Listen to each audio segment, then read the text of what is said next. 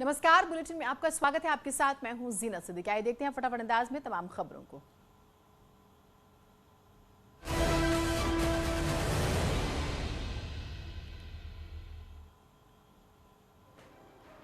UP में निशुल्क ration वितरण योजना के दूसरे चरण की शुरुआत। सीएम योगी का पिछली सरकार पर निशाना। पहले माफिया के कब्जे में जाता था राशन, अब डबल इंजन की सरकार में मिल रहा है डबल राशन।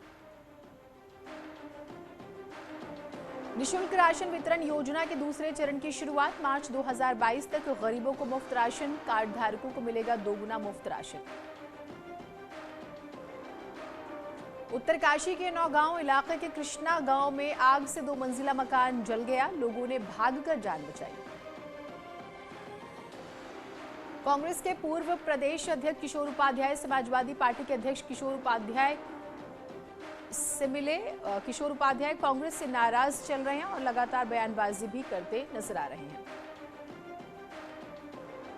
बागेश्वर में निरीक्षक के पद पर तैनात 2 पुलिस अधिकारियों को अति उत्कृष्ट सेवा सम्मान से नवाजा जाएगा। विधानसभा चुनाव को लेकर बागेश्वर विकास भवन सभागार में निगरानी से जुड़े अधिकारियों और कर्मचारियों को ट्रेनिंग दी गई।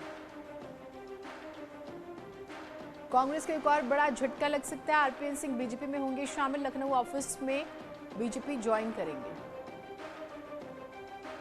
तालाब में गिरी कार सवार 3 लोगों की हुई मौत। पुलिस ने ग्रामीणों की मदद से रेस्क्यू कर गाड़ी सहित 3 शवों को बाहर निकाला। ट्रक का टायर फटने से ट्रक अनियंत्रित हो गया और सामने से आ रही कार में जोरदार टक्कर मार दी। हादसे में एक बच्ची की जान चली गई। 2022 विधानसभा चुनाव में जीत के लिए बीजेपी बूथ स्तर पर अपनी पकड़ मजबूत करने में जुटी है। इसके लिए वो जगह जगह बूथ सम्मेलन कर रही है। पार्टी के राष्ट्रीय अध्यक्ष जेपी नड्डा और सीएम योगी बूथ सम्मेलन को करेंगे संबोधित। बूथ अध्यक्षों को चुनाव में जीत का मंत्र भी देंगे। मिशन यूपी पर बीजेपी 19 दिसंबर से शुरू करेगी जन विश्वास यात्रा। यूपी के सभी 6 क्षेत्रों में निकाली जाएगी यात्रा। वाराणसी में भव्य काशी विश्वनाथ कॉरिडोर बनकर तैयार। कल पीएम मोदी करेंगे उद्घाटन। पीएम के स्वागत के लिए काशी के बुनकर और शिल्पी उत्साहित। त्रिशूल, कमल और अंगवस्त्र बनाकर सीएम योगी को सौंपा। सीएम योगी आज राजधानी लखनऊ में उन्होंने किया फ्री राशन वितरण के दूसरे चरण का शुरुआत। गरीबों को अनाज के साथ अब मिलेगा खाद्य तेल, चना और नमक। 2022 विधानसभा चुनाव में जीत के लिए बीजेपी बूथ स्तर पर अपनी पकड़ मजबूत करने में जुटी है। इसके लिए वो जगह जगह बूथ सम्मेलन कर रही है।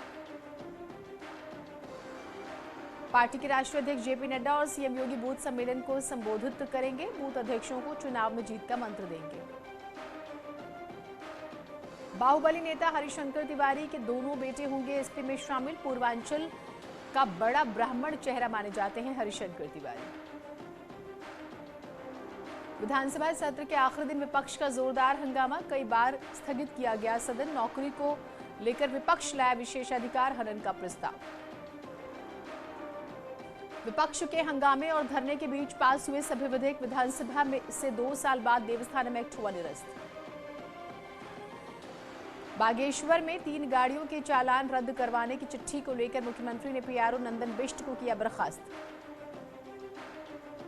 हरिद्वार में सीडीएस बिपिन रावत और उनकी पत्नी की अस्थियों का हुआ विसर्जन। परिवार के लोगों ने नम आंखों से सभी रस्मों को पूरा किया। मेरठ में बीजेपी के बूथ अध्यक्ष सम्मेलन में बोले जेपी नड्डा। बीएसपी एसपी ने चीनी मिलें बेची। एसपी सरकार के समय दंगा तंत्र था। सरयू परियोजना को लेकर भी अखिलेश यादव ने सरकार को घेरा। कहा सरयू परियोजना को बढ़ाने का काम एसपी ने किया। 1 साल से दिल्ली बॉर्डर पर जमे किसानों की घर वापसी शुरू। सिंघू बॉर्डर, टिकरी बॉर्डर और गाजीपुर बॉर्डर से लौटने लगे किसान। पीएम मोदी का बड़ा ऐलान। गरीब कल्याण अन्न योजना के तहत मुफ्त राशन योजना को होली से आगे तक बढ़ाया जाएगा। मिशन यूपी पर बीजेपी 19 दिसंबर से शुरू करेगी जन विश्वास यात्रा। यूपी के सभी 6 क्षेत्रों में निकाली जाएगी यात्रा। जयपुर में कांग्रेस की महंगाई हटाओ महारैली की तैयारियां जोरों पर। बीजेपी ने लगाया सियासी पाखंड का आरोप। राहुल गांधी का मोदी सरकार पर तंज, कहा छवि बचाओ फोटो छपवाओ है बीजेपी का असली नारा। शिवसेना नेता संजय राउत का बयान, देश को विपरीत दिशा में ले जा रही है भाजपा। कश्मीरी पंडितों पर फारूक अब्दुल्ला का बड़ा बयान, बीजेपी ने उन्हें सिर्फ वोट बैंक समझा। देश में बीते 24 घंटे में 7,992 नए कोरोना के केस आए, 393 मरीजों की मौत हुई।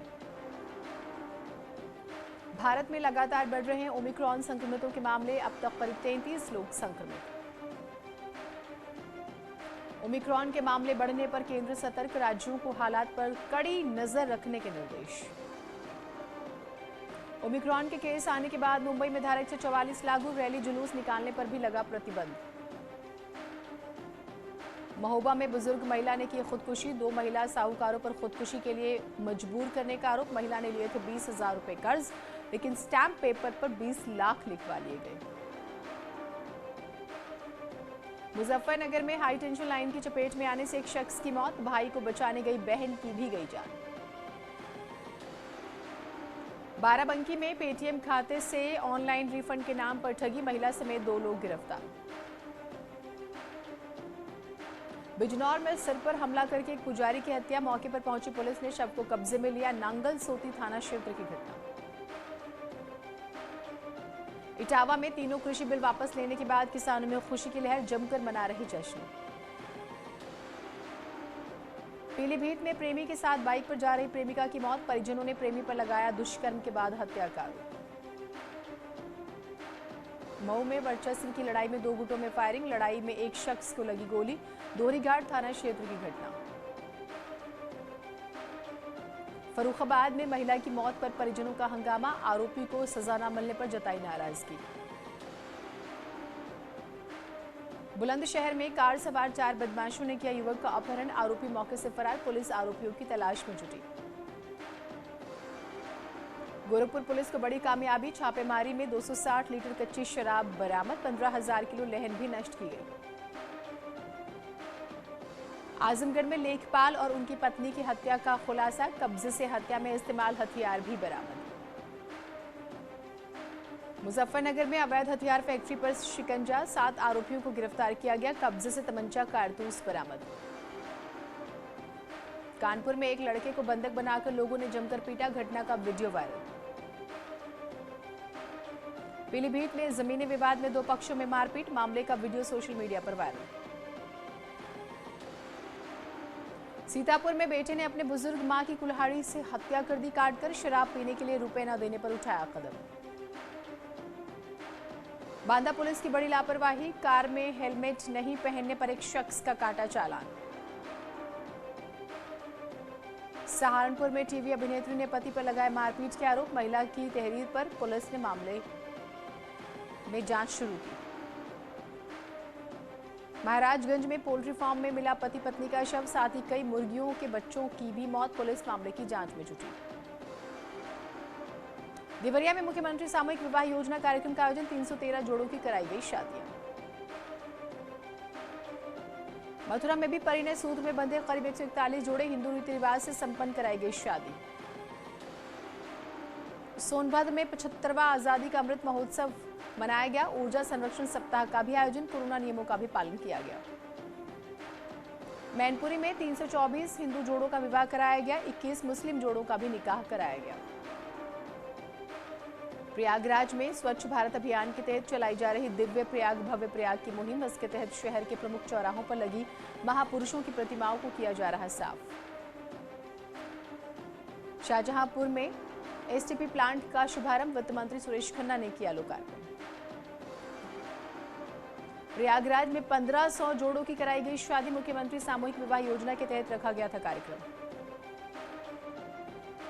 बागपत में सामूहिक विवाह योजना के तहत कराई गई 126 जोड़ों की शादी, सांसद डॉक्टर सत्यपाल सिंह मुख्य अतिथि के तौर पर शामिल हुए।